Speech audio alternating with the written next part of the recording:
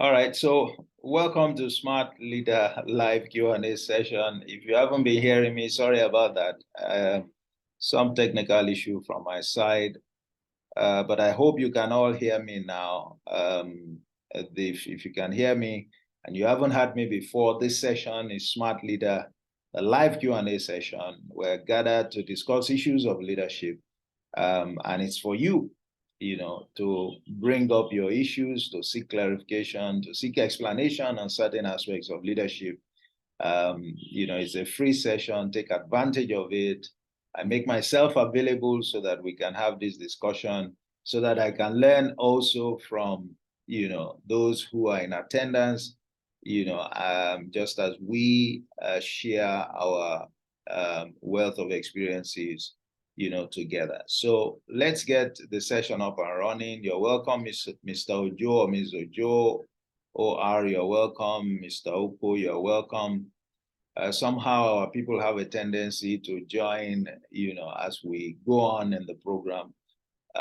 So now that we're here, can we make the best use of our time? So if you want to speak, please unmute your mic and let's hear from you. Let's hear from you. Let's hear from you.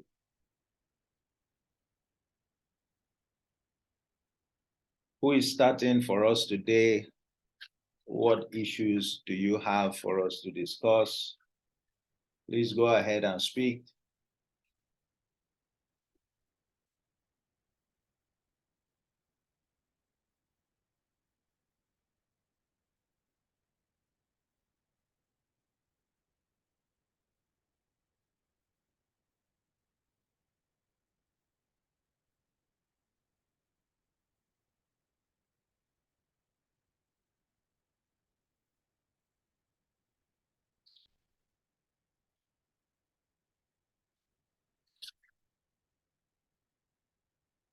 Is anyone starting off for us this evening?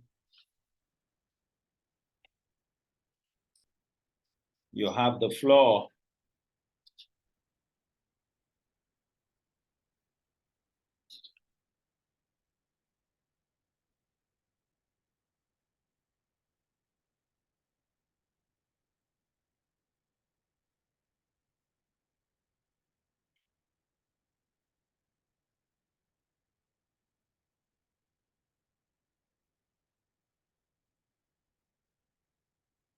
All right, let me share something with us while we are waiting for, for you perhaps, to gather your thoughts or to bring up an issue. Let's talk about the issue of authenticity in leadership. How do you lead with authenticity? Or how do you lead in a manner that is authentic? In a manner that is authentic. What does it mean to be authentic? What does it mean to be authentic? Of course, being authentic, different people have different interpretations, but when you examine the way we typically look at authenticity, the average person, or the most popular position, would be that you should be yourself. When you are leading, you should be yourself. That's what, people will say to you.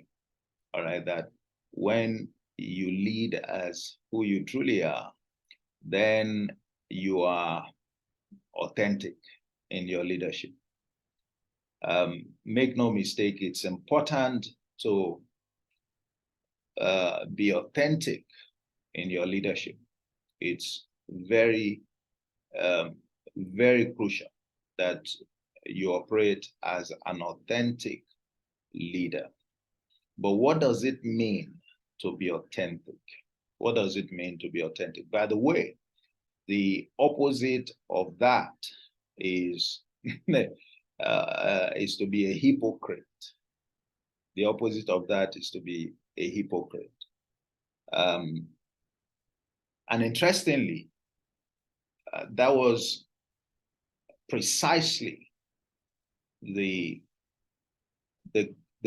greatest challenge that Jesus had with the leaders of his time was their hypocrisy. All right, the leaders of his time were the Pharisees, the scribes, the Sadducees.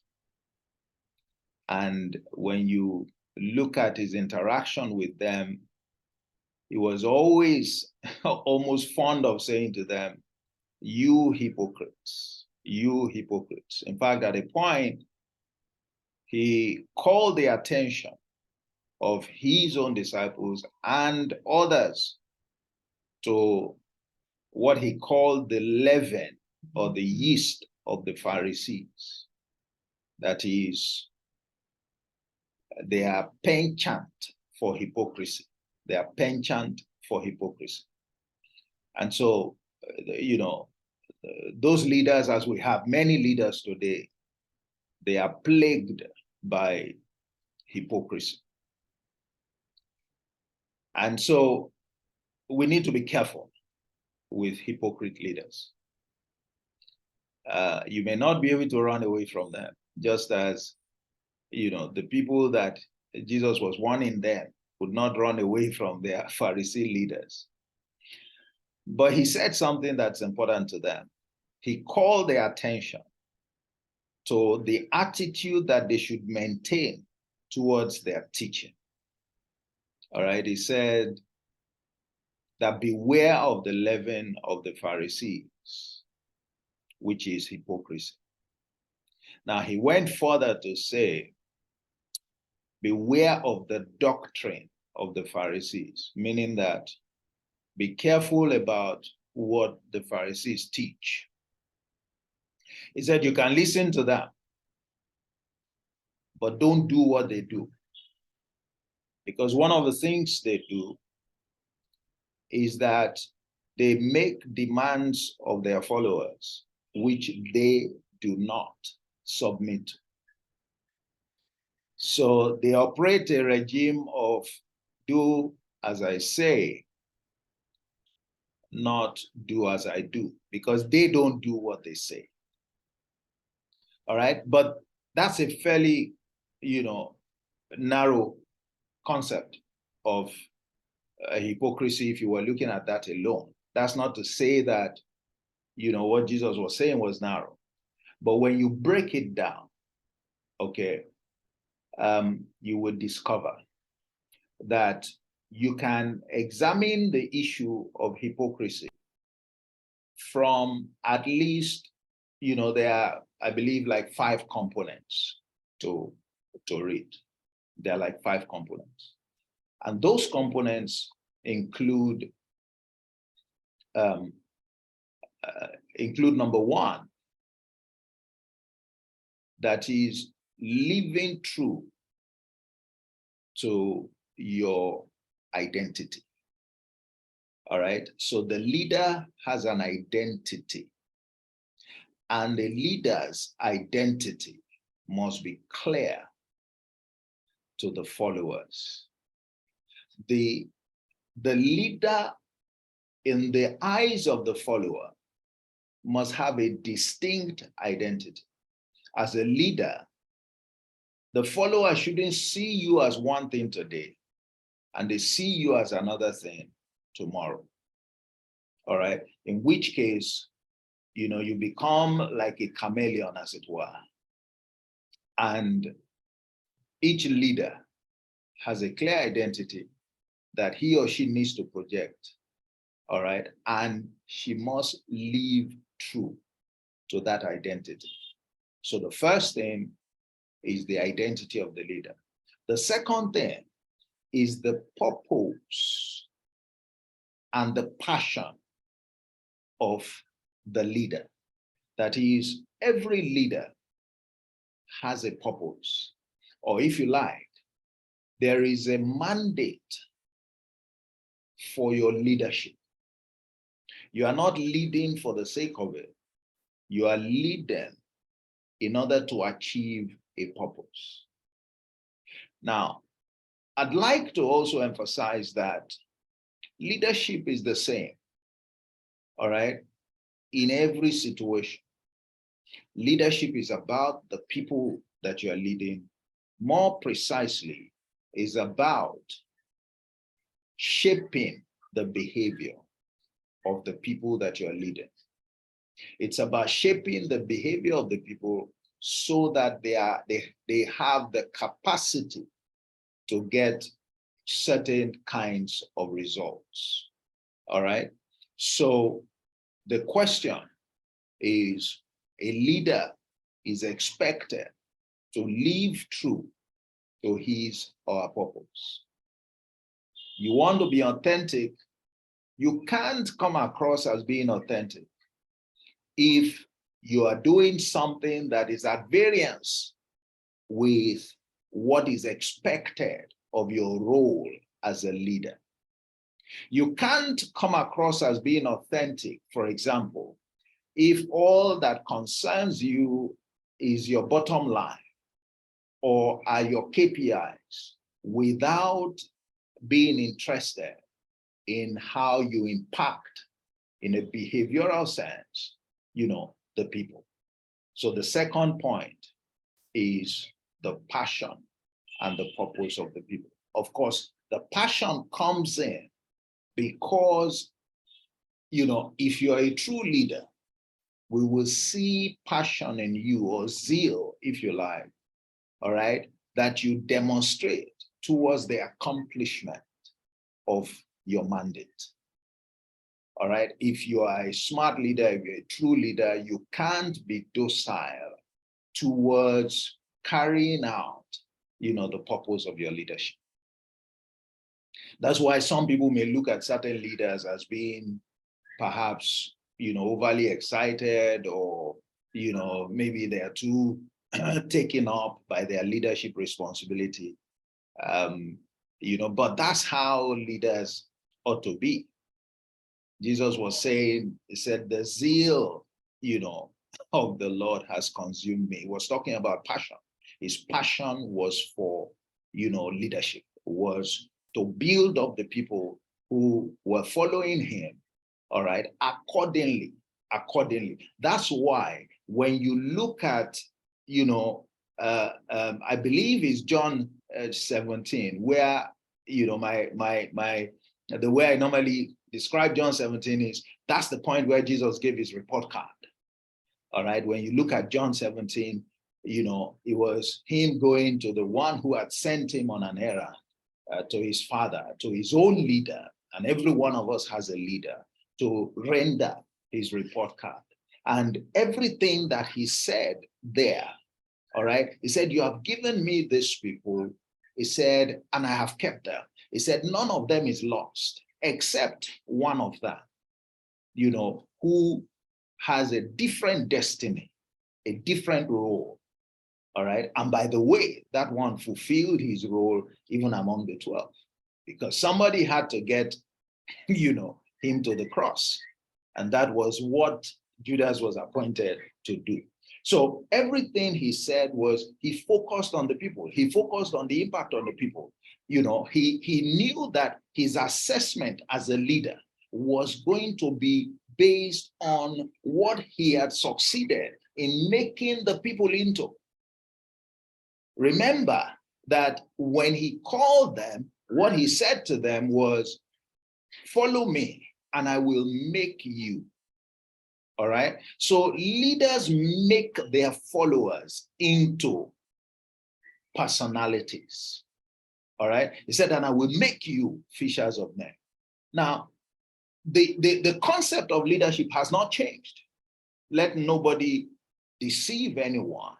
That is the real concept of leadership. Leadership is not about making profit primarily. Leadership is about developing the people that you lead, that you have been given responsibility for, into characters or personalities who will then go on, all right, to make profit. All right, and perhaps to make profit at a level that is higher than what you imagine. Okay, so, you know, you have the identity, you have the purpose, okay, and the passion.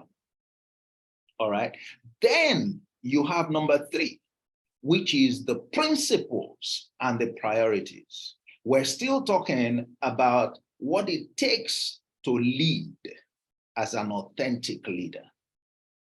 And this is something that I believe that if you have leadership responsibility, you need to take it very seriously.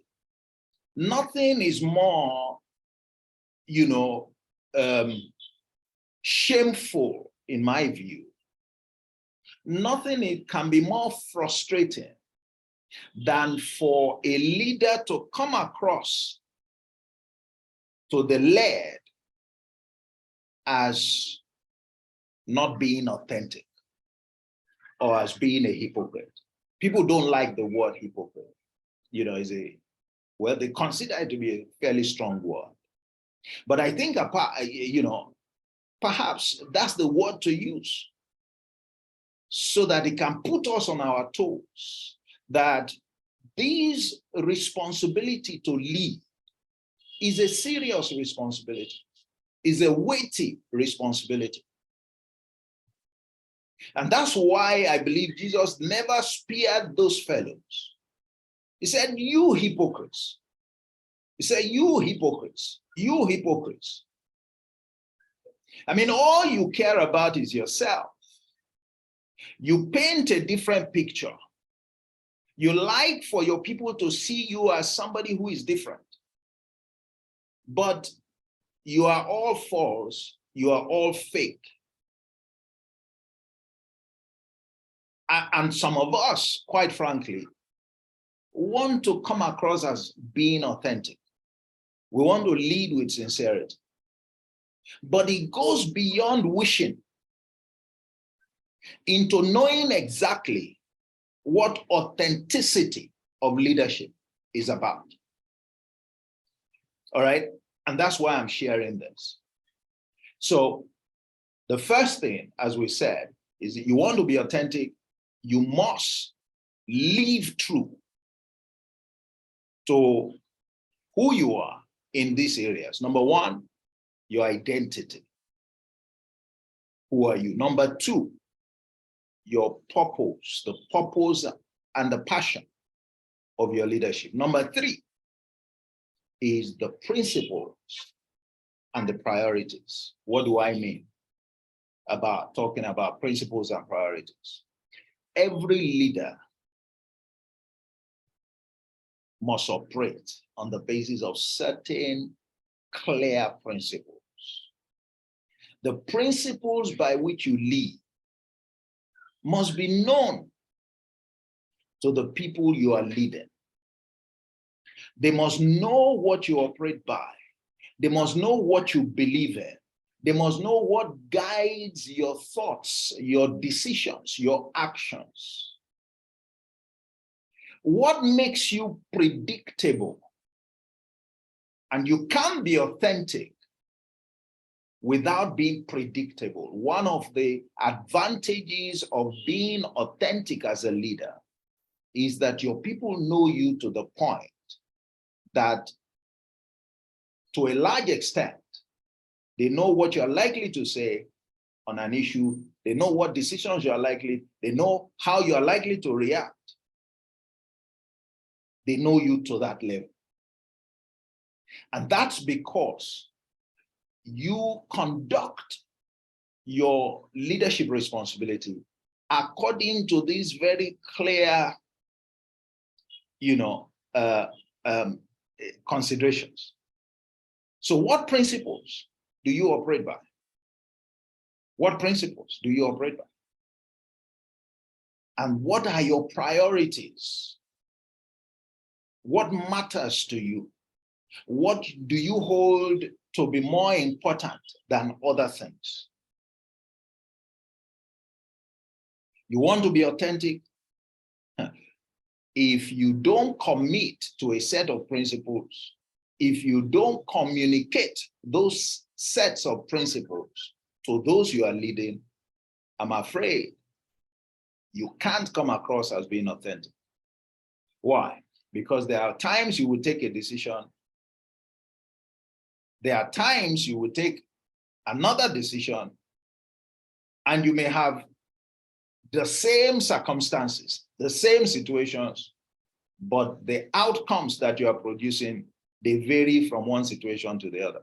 Now, you can't have your situations being the same and your outcomes, your decisions varying from one, situation to the other. What do you think that conveys to your people? It conveys the fact that you are not consistent.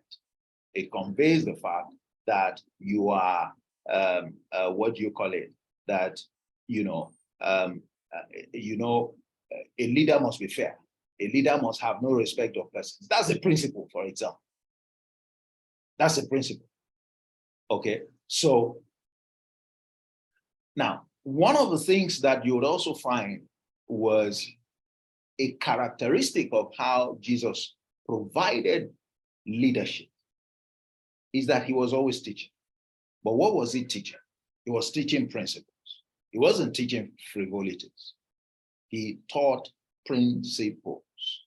And if you examine what he taught, he applied himself to the things that he taught, to the principles. He never taught principles that he did not, first of all, commit to.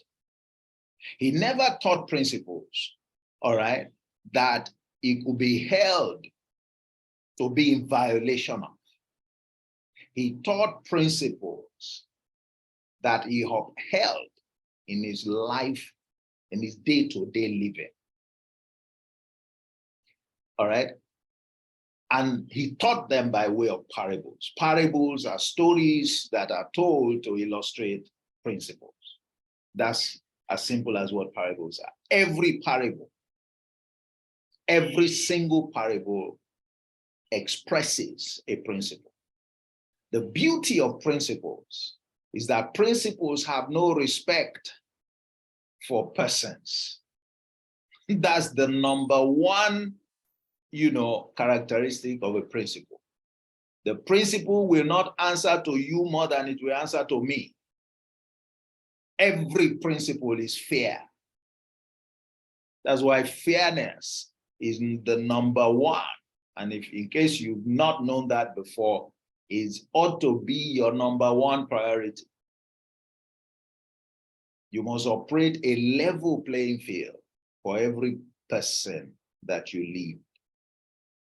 Everyone must have, the opportunity to enjoy every benefit, equal opportunity to enjoy every benefit that your leadership has to offer. All right. Someday I'm going to, I have a program that I call Parable Leadership. And someday I'm going to run that program. I haven't really run it, but the idea of that program is to walk leaders through the parables of Jesus and to espouse and expose the principles behind each of those parables. You want to be effective truly in leadership, learn the leadership principles that are contained in those parables. And I can guarantee you, every parable has leadership principles. Every single parable have leadership principles. Why? Because the master knew that he had a leadership mandate. He had a leadership mandate, and his leadership mandate was an overriding mandate. Otherwise, he didn't need to put together a team of 12. All right, immediately he began his ministry. He didn't need, he could have succeeded in whatever I wanted to do without having, a team in place. But the very first thing he did was to put a team in place. And one of the instructive reasons for that is because if he didn't put a team in place, how will the work continue? How will you and I benefit from what he did there? He needed people to carry on the work. All right. He needed people to carry on the work. You and I, whatever role you are playing today, you need people to carry on your work. Life must not end with you in that role. No. You are meant to be an instrument for achieving greater things. You are meant to be a pipeline for producing successors who will do greater things than you are doing. All right. So the third element are your priorities and, your principles. Your priorities and your principles. Your priorities and your principles. Now, there's a fourth element. You want to be authentic, there's a fourth element. The fourth element has to do with your communication. With your communication. I call it with your mouth and your message. With your mouth and your message. Recently, and for those who may be interested, please check my YouTube channel. I use my name, Olatunji Shubodu. And, this year I'll be running a series, I call it Leadership in 30 Minutes. So I'm live, speaking on one subject or the other on leadership on YouTube for 30 minutes. Is Thursday, 11 a.m. West African time. Every Thursday, 11 a.m. West African time. And what I'll be doing is to lay out, everything I'll be speaking on over, the next 4 weeks. So I've already programmed, for example, what I'll be speaking on for the next 5 weeks.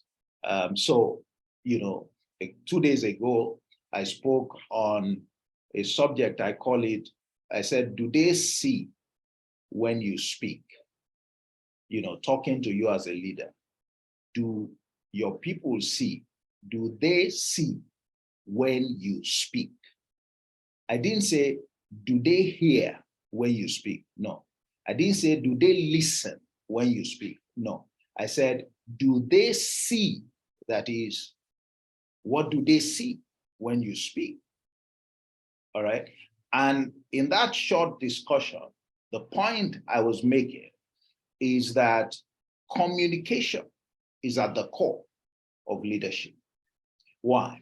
Because the most powerful instrument of a leader is the words of the leader. The words of the leader are your most powerful instrument. All right? Forget what people say about you being an example. Your words are more powerful than you trying to be an example. All right? But what is important is that your words are not empty words. So the first thing that must happen is that you must communicate effectively, meaning that they must see. When you speak to me, I must paint what you say must paint a picture, all right, so that I can understand what you are saying. So many times people fail to communicate effectively because they are speaking, but they are not painting what they are saying. Their words are not painting a picture that the people they are speaking to, all right, can appreciate. It's easier for people to appreciate what you say when your words paint a picture. All right. Now, you would notice that, the parables that Jesus told paint a picture. Parables always try to use, the example of what you and I can relate to so that we can get the message. And so even when people don't understand the parable, they can ask intelligent questions that will lead him, to explaining and them, to understanding. All right. But most times they understood exactly what he was saying because he painted a picture. When you look at Habakkuk 2, all right, and verse 1, and there the prophet was saying that, I will stand upon my watch, and I would, upon my tower, and I will, basically look up to God and to see what he will say to me. He didn't say to hear, he didn't say to listen. He said to see what he will say. So you can see when somebody is saying, and you and I know many times when somebody is talking to you and what the person says, that you have that understanding, what do you say? You say, I see. You don't say, I hear. At that point, you say, oh, I see, or now I see. That's because, now you grasp the picture that those words were communicated. So what's important for you as a leader is that your voice needs to be heard, number one. That's the mouth. But your words must paint a picture that delivers your message. Some leaders have a mouth, they don't have a message. Why? They are weak in communicating. And when you don't communicate, the people can't pick what you're saying. And so some leaders get frustrated by how their people react to their instructions, to their counsel, to the words that they speak, thinking that their people do not want to cooperate. Rather, it is their own failure to communicate effectively. All right? Many times the leader needs to look inwards, need to look at the mirror and see where the problem is. Do you have a mouth without a message?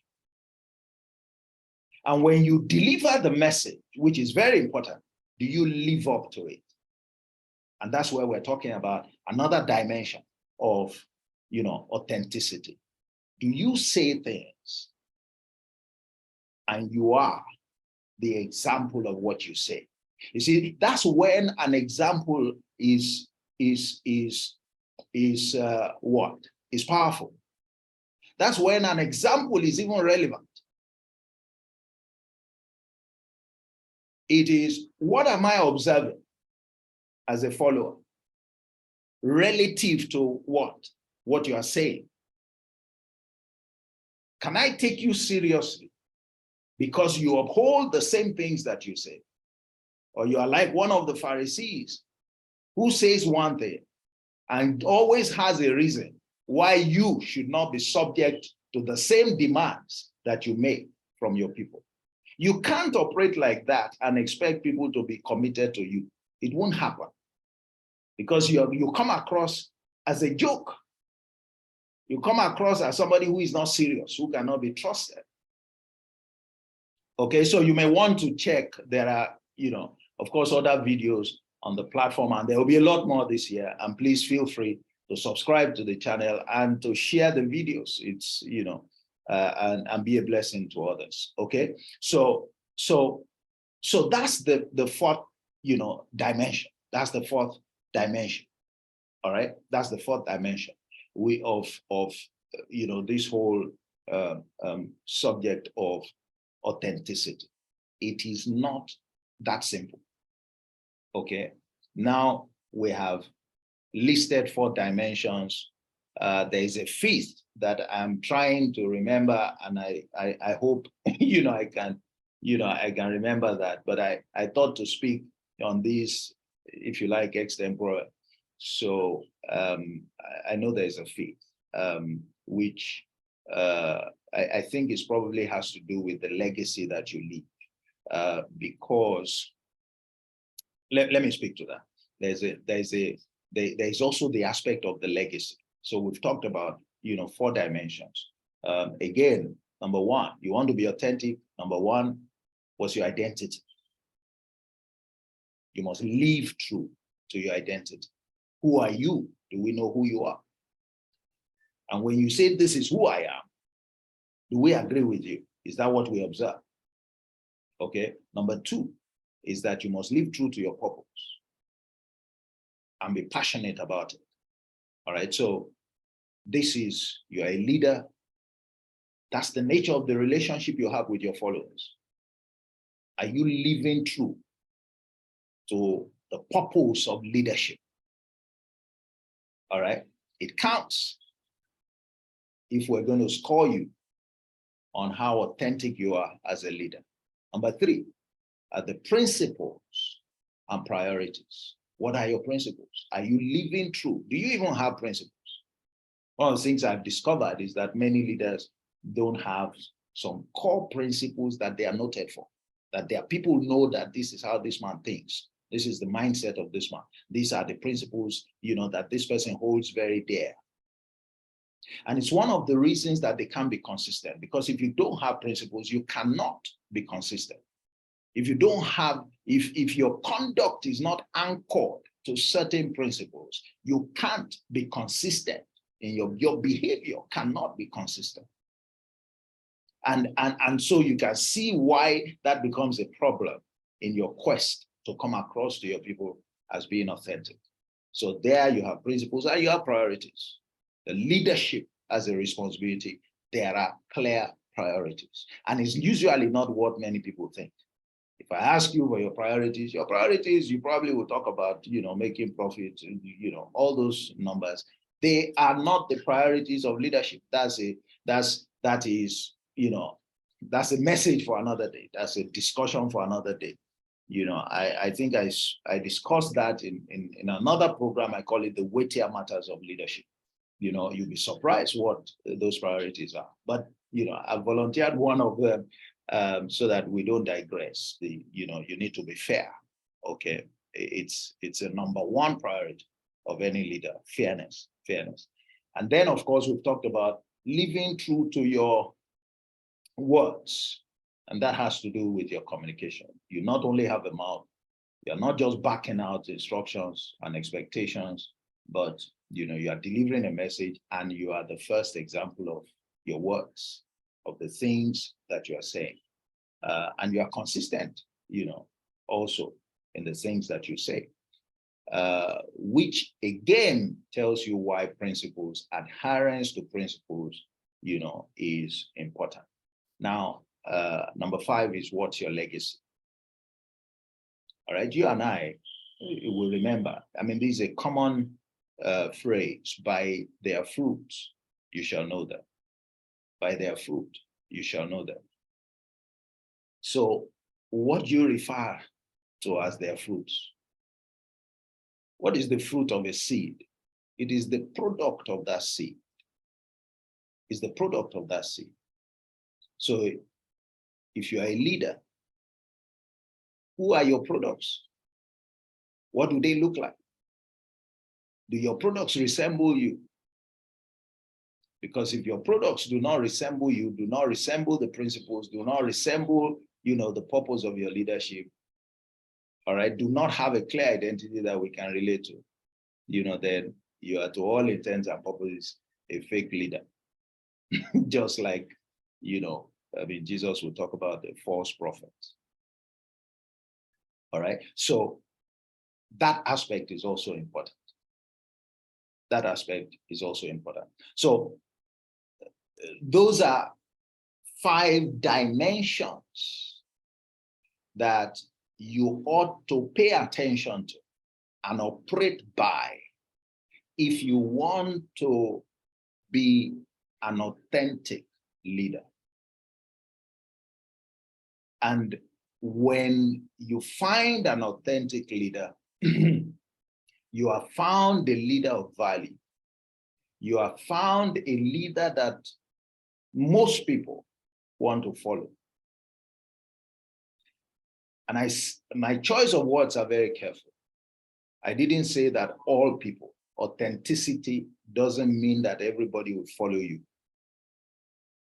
All right, no leader should kid themselves that they can always get people. And by following, I'm talking about committed following. That is for people to commit to you, okay? Because there are other reasons why, people may not commit to a leader. However, when you're authentic, the chances that people will follow you will be far higher, than the chances that people will follow hypocrite leaders. In fact, if you're authentic and you hang around hypocrite leaders, you'll be a threat to them, because they will see that more people listen to you, more people commit to you than they commit to them.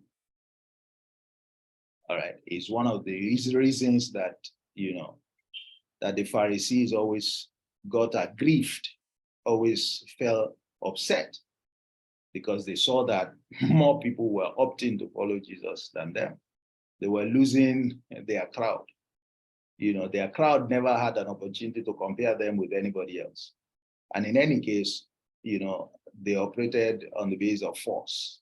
They used more of their authority as teachers of the law, as being, the professors of the time, so to speak, than, a more credible influence, okay, which is more effective. Okay, so let me leave that with you. I decided to speak to that while I was waiting for the audience, for all of us to bring up issues that we could discuss. I hope, I didn't want anyone to have come, and wasted their time. I hope you've been able to gain something from that short, albeit, how do I call it? That was very instantaneous. I didn't prepare to speak on that subject, but hopefully, that helps us this evening. Okay, so I've played my part now. Who wants to add to what has been said? Who wants to, if you want to ask questions, you can. If you want to add, you can. If you want to seek clarifications, you can do that as well, in the few minutes that we have left. And if you want to disagree, you can as well. That's what the platform is for. It's not word from the throne, as much as it is inspired by words from the throne of grace. Dr. Akonji, you are welcome. Great to have you back on the platform. Please, you have the floor. Thank you, Prof. Thank you very much for the submission of authentic leadership. That subject is a big subject in the education, senior education, executive training in Harvard. Yeah. Okay. And like you rightly mentioned, all they talk about is the numbers. They talk about, sincerely, they talk about the numbers. And while you were talking, I was saying, when you said authentic, I was expecting all those highfalutin things a leader should do and all that. But bringing it down to the basis, the way you have presented, it's very, very important. Particularly the 5 points that you have raised that must show that a leadership must be, you must be able to say who you are, identify yourself. Yes. You must be able to live through your purpose, and you must be able to have principles and priorities. Yes. And you must be able to communicate. They should see what you are communicating, not just hear. They should see it. Not just hearing, because you can hear and you may not be able to understand. Correct. But I have one point that I want you to probably help me to situate within these 5 dimensions. Yes. When you say a leader must live to its obligations. Yes. Will it be the obligations? Will it be synonymous with principles? Well, when okay, first of all, leadership is fulfilling an obligation to those who follow you. Because if you are leading, that's why leadership is a service. You are obligated to deliver a set of benefits to your people. That obligation, actually, it culminates in a change of behavior or character, primarily in your people. Those numbers are the fallouts of the improvement in character. You see, that's why there's a statement I love that, an army general made, the guy who led the Iraq war, General Norman Schwarzkopf,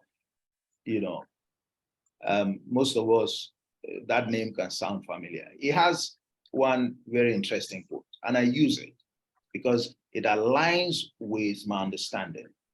And what it says is that, it says, look, leadership is a potent combination of strategy and character. He said, but if you must be without one of the two, he says, be without strategy. Strategy. What he meant was that, look, I would take a man of character than take a man of strategy. Mm-hmm. He said, because character is more important, is more powerful than strategy. And I took that further to say, your strategy cannot be better in quality than the strength of your character. You can see the reason why character is more important than strategy. There is no way, I'm a strategy person. There is no way to separate you, your person, from your strategy. There is no way. There is no way you can separate me, who I am. Because part of who I am is the way I think. Part of who I am are the principles I subscribe to. Part of who I am are the priorities that I pursue. All right? Part of who I am are the values that I subscribe to. So if you want to put strategy at a higher level, you would be fooling yourself, because the character of the strategist is embedded in the strategy. And you may not like the character. And so your strategy would be less effective to that extent. So coming from talking about the obligation, every of those levels are obligations. Who you are. I always say to people, why? You know, you look at the example of Jesus, and he kept on saying, I am this, I am that, I am this. He made no, he never left whoever was following him in the dark as to his identity. Why do you think he was doing that? He wasn't doing that, he didn't have any reason for self-aggrandizement, or to advertise himself. But he knew that it was important, if he wanted people to follow him and to take him seriously, for them to understand who he was. That's why, at the point he asked the people following him, he said, who do you say that I am? It's important. Until you know who I am, you can't benefit from what I carry. That's the truth. Until you know who I am, you can't know where I'm taking you to. You can't know what benefits to expect from me. That's why if you are following a leader, please get interested in decoding their identity. Make sure you know that, because who they are is what they have to offer you, not anything different. Until you discover. He never said to any of those people, you are blessed, until they answered the question who he was. The moment Peter spoke and said, we know who you are, said, this is who you are. The next thing he said to Peter is that, well, I know who revealed that to you, but he said, blessed art thou, Peter. That is, you are blessed. Whenever you have revelation, you have positioned yourself to encounter benefit. That's the truth. And it applies to leadership. The day you truly come to an understanding of who your leader is, you are ready to take full advantage of the benefits that their leadership has to offer. So, when you look at it, who you are is an obligation. You have an obligation to deliver, to expose that to your people. You have an obligation to pursue the purpose of leadership. Otherwise, you shouldn't be leading anybody. And you have an obligation to pursue it with passion. You have an obligation, all right, to showcase principles to people. What are you going to teach? What are you teaching to people if principles are out of it? What are you teaching? All right. The world runs on the basis of principles. Virtually everything runs on the basis of principles. But if you want to do trial and error, you will be very ineffective. Because in order to get C, it may be that you need to add A plus B. It's easier to just add A plus B. You are certain that every time you add A plus B, it will always give you C. But to try and achieve C any other way, you will soon become a caricature. And you have an obligation as well to communicate effectively. Just as you have an obligation to leave the right legacy. People need to know you by your fruits.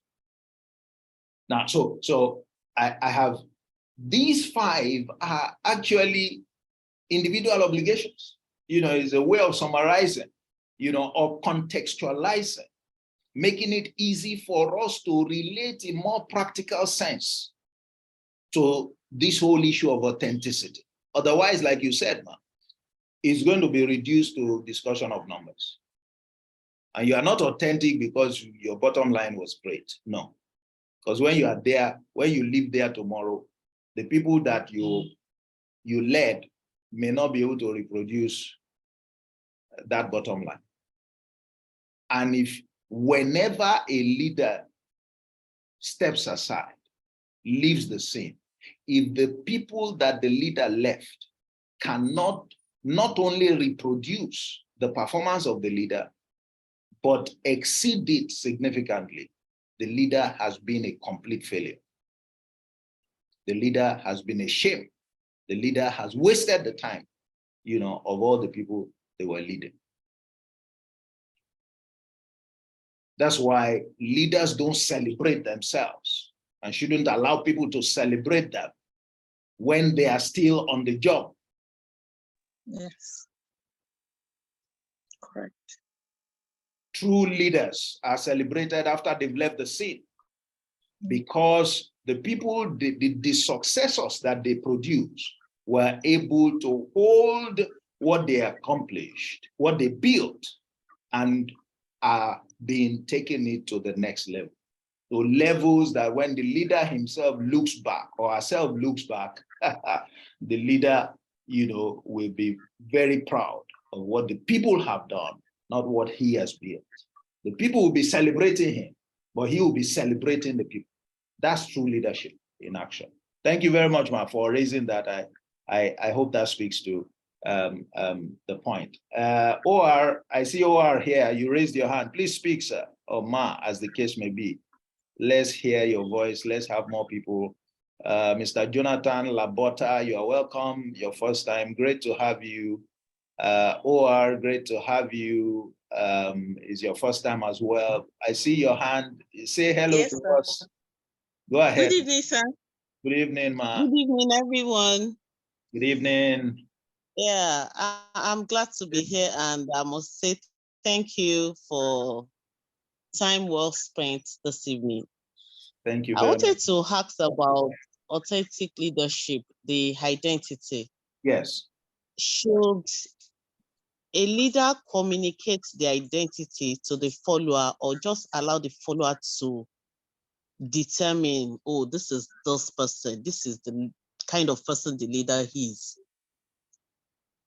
That's an excellent question that you have raised, and I'm glad that you raised that question. Thank you, All sir. right.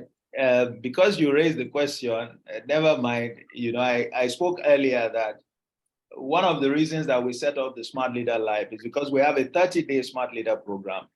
And that program, you know, I say it's for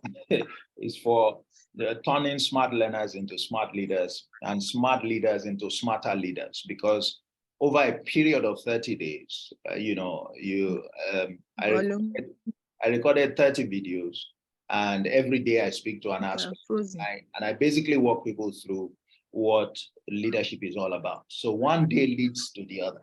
One day leads to the other. So it's like telling a story, but it's a story of leadership, you know, and it gets you to understand exactly what leadership is about. And you can't go through the program without coming through with, you know, a different perspective, and indeed, you know, an impetus to begin to do leadership right. And I remember the likes of Dr. Akonji and co, you know, have gone through that program. Once again, I thank you.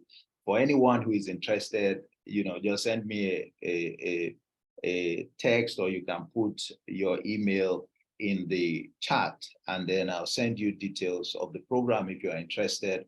But it's a program I recommend for anybody if you, and you do it at your convenience, you know, because every day you get a video and there are assignments that you're supposed to do. So when you listen to the video, you know, we try to get you to apply what is in what you've learned, all right, to yourself, so that you can identify the areas that require, you know, change, and you can note the actions you need to take to bring about change. I say it with all humility. If you are committed to it, and it's a convenient program, you will do leadership differently. You will lead smarter. You'll be more effective. And it will be the beginning of, you know, a more fulfilling journey as a leader. Okay. So if you are interested in that, please put your email there, and I will endeavor to send you some detail in that regard. Now, a leader should not wait for the followers to decipher or decode who they are. The reason is that the leader is under obligation. Okay. You must work to make those who follow you commit to you. Leaders must never take for granted, you know, the commitment of followers. Nobody is obliged to follow you. The fact that we are reporting to you, we're not obliged to commit to you. Because when commitment is important, and every leader needs commitment, if people don't commit to you, you can't affect their lives. When they commit to you, that means they believe in you. When you believe in somebody, what you have done is you are more willing to do what they ask you to do. You have licensed them to influence your life. All right? Until that happens, every leader will struggle and they will be frustrated. And leaders who wait for people to decode take the commitment for granted. You need the commitment. You must humble yourself to advertise who you are. In advertising who you are giving the people the reason why they should commit to you, why they should believe in you. You understand? That's why it's important. And you don't want them to misinterpret who you are. You don't want them to take you as somebody else. Because ultimately, you still need them to know exactly who you are in order for them to benefit, you know, from you. Because primarily, what you are or who you are defines what you have to give. Defines what you have to give. If you are a meticulous person, if you are somebody who likes to think deeply, if you are somebody who is not quick, all right, to run into conclusions and would rather process things, these are attributes that define who you are. Those are the things you're going to transfer onto your people. So the earlier people understand exactly what you have brought to the table, the earlier they can assess your authenticity along that line, the earlier they can confirm that what you are saying, who you are saying you are, is who you truly are. And of course, you accelerate, all right, their journey to the point where they trust you, they believe you, and they commit to you. One of the races that every leader runs is the race to the point where the people commit to you. I mean, you and I know if you are appointed today to head my department, I'm not going to commit to you from day one. You will be joking to expect my commitment from day one. Yes, you are the leader from day one. There's no question about that. And I will follow you because, and that following is that I report to you. But have I committed myself to you? No, you have to earn it. You can't take it for granted. You have to earn it. I want to see you. I want to see what, I want to get to know more about you. So you see, in that intervening period, the responsibility is on you to say, this is who I am. The responsibility is on you to deliver the goods. You understand? That's what it is. That's what it is. It reminds me of, the time when, Jesus was at the wedding in Cana. And, if you read that encounter, it said that was where he performed the first miracle. He said, and the disciples believed in him. All right. He said, manifested his glory and his people believed in him. Why did he have to manifest his glory before they believed in him? Mm. He had to give them a reason to believe in him. You must give the people a reason for them to believe in you. You can't take it for granted. If you run on the basis of the fact that you are the one in charge, and so they should commit to you, you will get some following. You will give instructions, they will do it. But I guarantee you there is a difference between when somebody is committed to you, all right? The way they run when you speak is different from the way they work when they are not committed, when they just see you, as the boss. So that is very, very, very important. There's a program that I have in the works. It's a 5-day challenge, by the way, and for now it is titled Make More Offers Challenge. And there, what I will be addressing is this issue that you brought up, man. And I'm going to show in that challenge to basically train leaders on how to get people to commit to them and to show them that, in fact, you need to make offers to your people. You need to make offers to them. And there is an offer you make at the beginning when you take responsibility for them. And throughout the journey, at different milestones, there are offers you need to make, because even when you secure commitment, you can't take it for granted. Commitment, when given, is not forever. People can change. But when you secure the commitment, you want it to continue to grow. All right, just as there are different levels of faith, there are different levels of confidence. So these things, the more faithful people are to you, all right, the more valuable they are to you. And the more, the greater the opportunity for you to accomplish great things in their life and through them. So the point you've raised is something that, I'll be dealing with, and if a leader knows how to handle that, the concept of offers, they can perform magic, so to speak. They can perform magic. And that's what Jesus did. And I will demonstrate that very clearly, very clearly.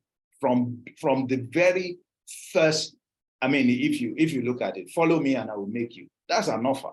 That's not an instruction. It's not a command. You understand? It's not a command. What was he saying? He was making a plea. He was putting an offer before the people. So that I'm not saying that you should just leave everything you have and come and commit to me. I must answer that question. What's in it for me? What's in it for me?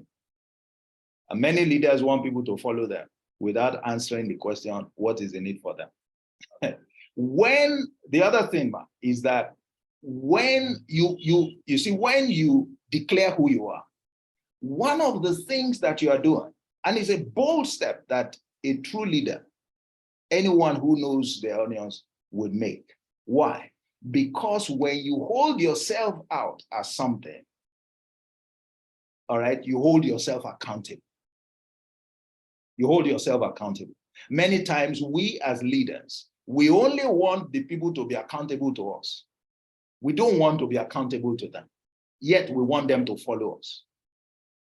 All right. But when I tell you I am the way, I am holding myself accountable to you, which means if I'm serious about my relationship with you as a leader, I must live up to that declaration. I must.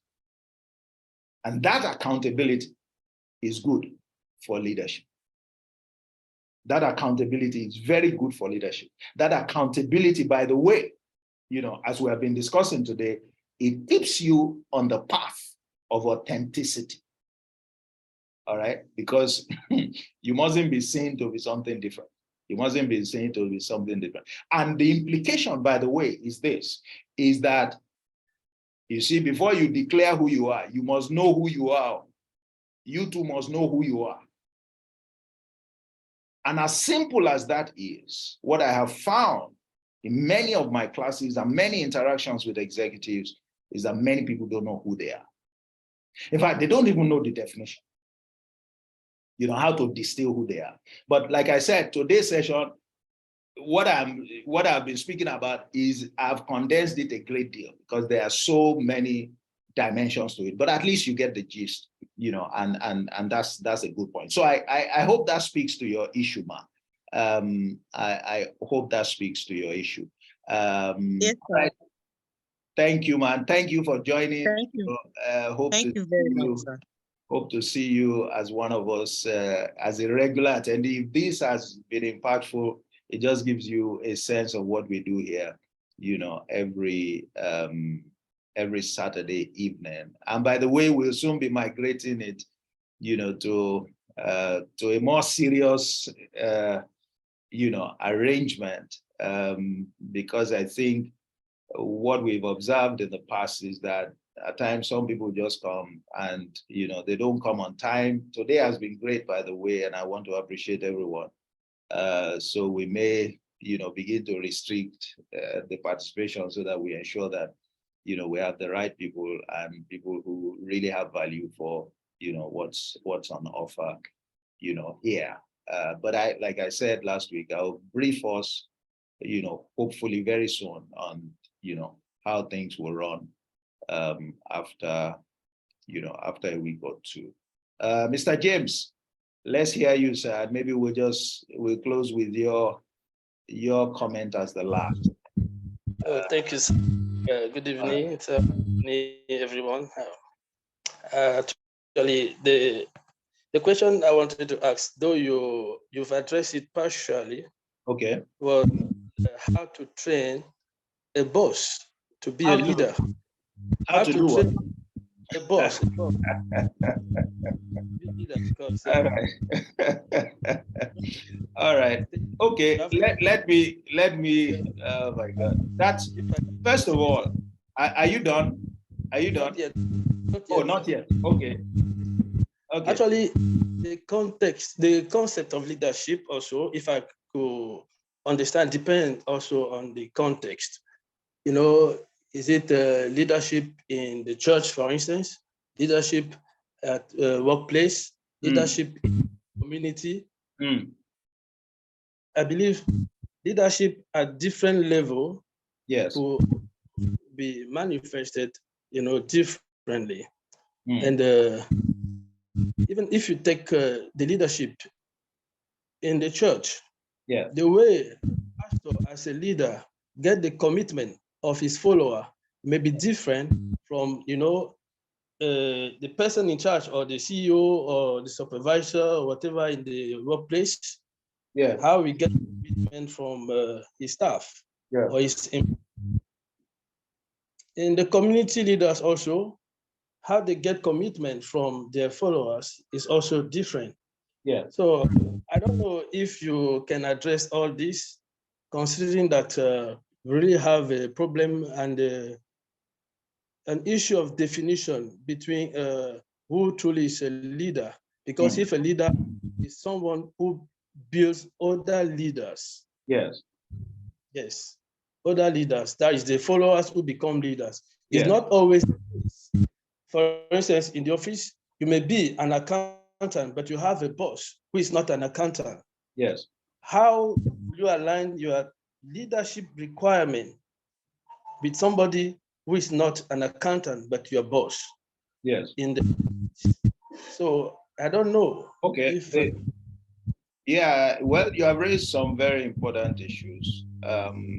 But I would maybe I will start from the what I regard. I think you've raised two key issues. The first is how do you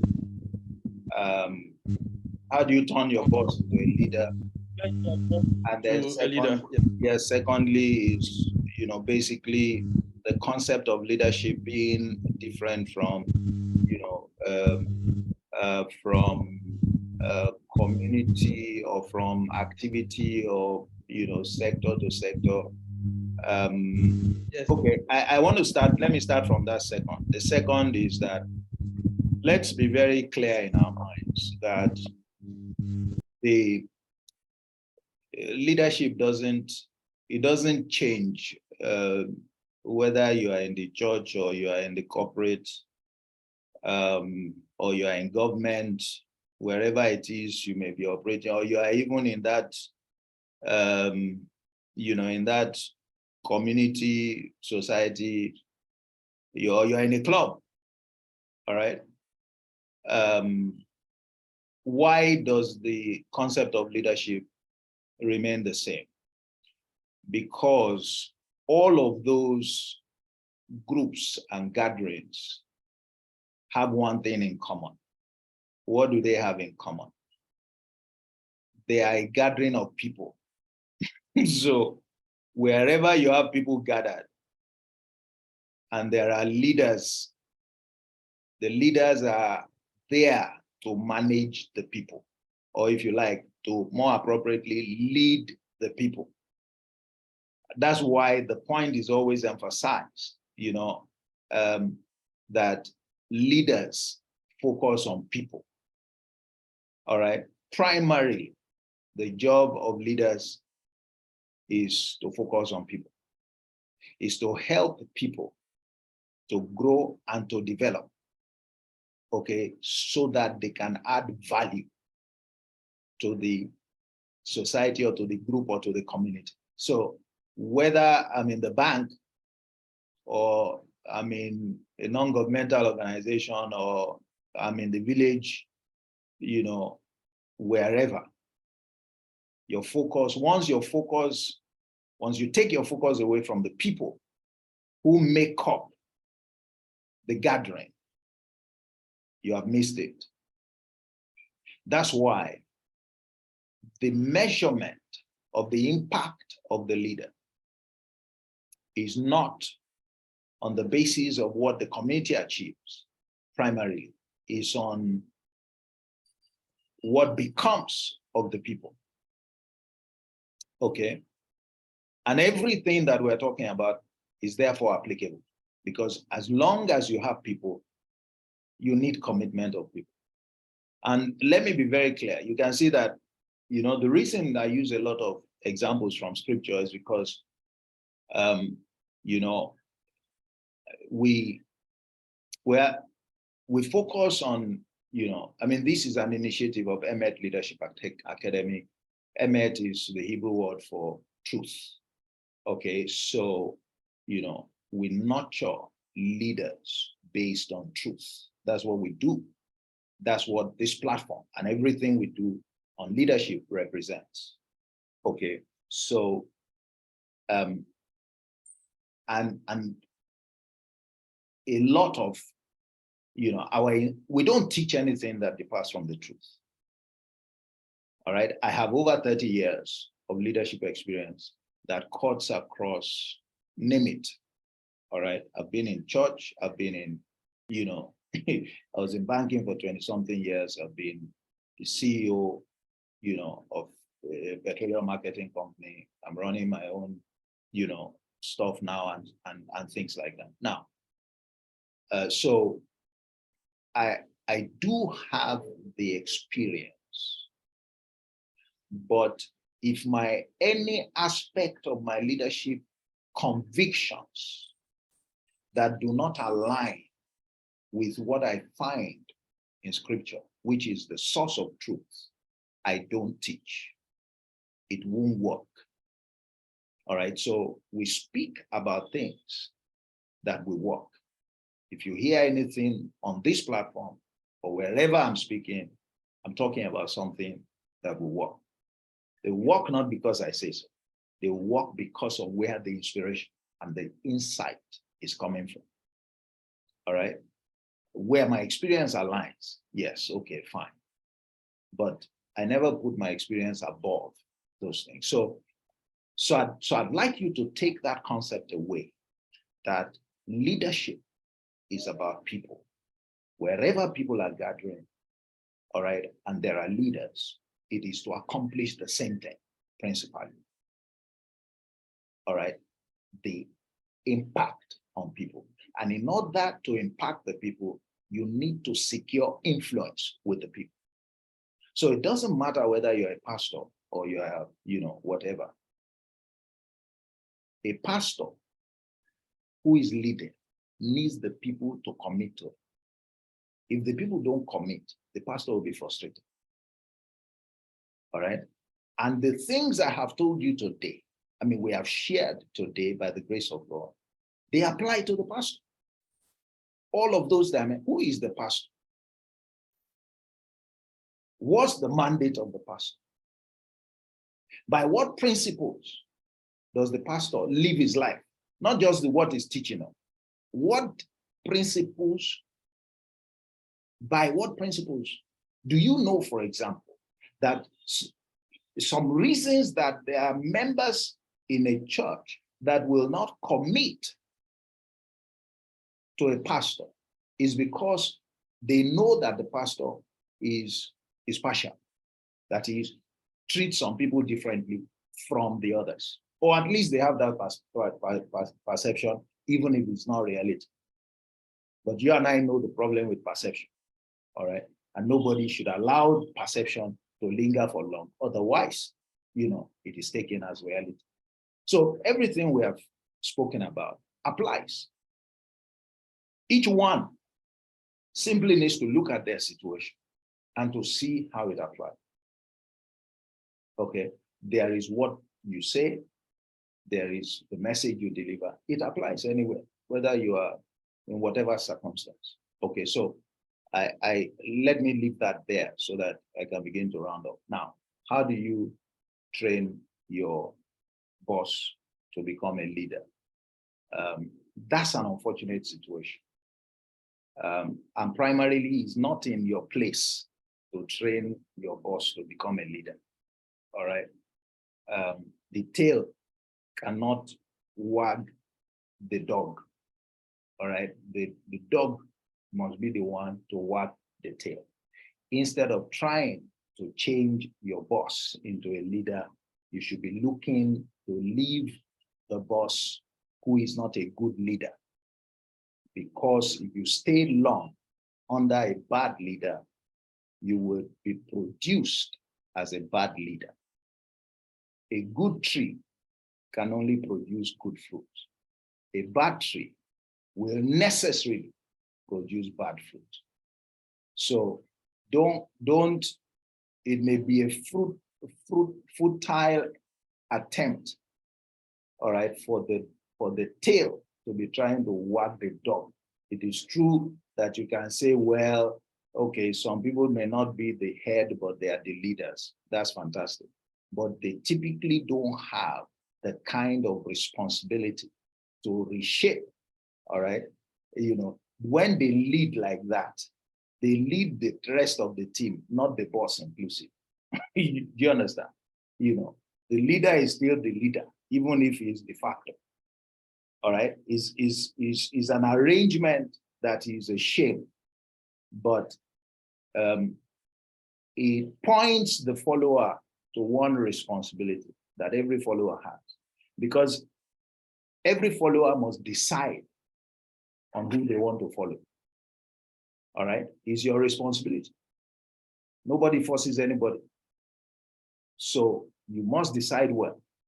And when you observe a leader that you can't commit to, you should be looking for an opportunity to get away from under that umbrella. Otherwise, you know, at the extreme, I would say that you're exposing your life to danger. Danger in the sense that anybody who can affect one's life, you know, I mean, in the negative, or, you know, I mean, is dangerous, you know, for your life and for where one wants to go. Because if you, I will close with this statement. One of the things that Jesus said about the Pharisees, he says they go to great lengths to convert people to follow them. He said, but when they finish, when they get those people to follow them, he said they make them twice, all right, the child of the devil, all right, than they themselves. That's the effect that a bad leader has on their people.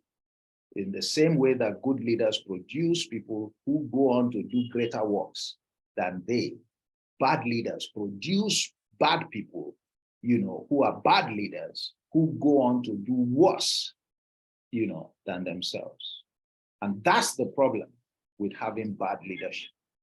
That's the problem with having bad leadership. So you immediately know that the more bad leaders you have, the more dangerous it is for the society, you know, at large. And that's why, you know, many more of us need to commit ourselves to doing leadership right, to learning how to do leadership, you know, so that you can reduce the effect of bad leadership. All right, thank you. I'd like to believe that addresses it.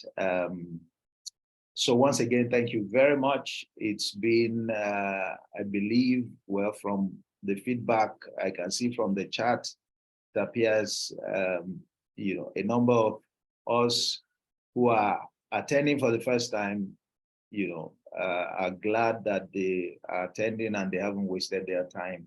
But this is what we have been doing. All the while, you may have been receiving our emails, and we're glad to, you know, host you this evening. It's been my pleasure. My name is Olatunji Shobodu. I'm the CEO and founder of Emed Leadership Academy. So please, when you see our emails, open it. You know, this is what we do. I think we are a bit credible, and we look forward to working with you more actively in 2023, and hopefully we'll see you once again this time next week, Saturday, for another edition of the Smart Leader Live Q&A session. Please feel free. You can share your link or maybe your email with your colleagues, with your friends, family members.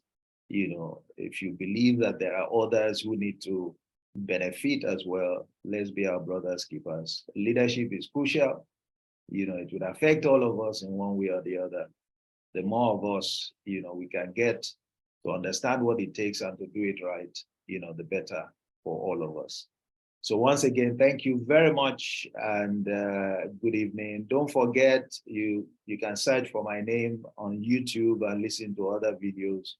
And if you are interested in the 30-day Smart Leader program itself, you know, please just, you can send me a direct message, you know, right away with your name and your email. I see, that some people have done that. Please go ahead and do that. And then I'll reach out to you by the grace of God with details of the program. It's very convenient. You can take it at your time. Those who have gone through it, who are on this platform right now, very experienced people, by the way. I mean, Dr. Akanji is very, very well experienced. I was humbled by the fact that, she decided to take the program, and one of the earliest people to take it, and her feedback, was very humbling as well. So please feel free. If you take the program and you don't benefit, just ask for your money back.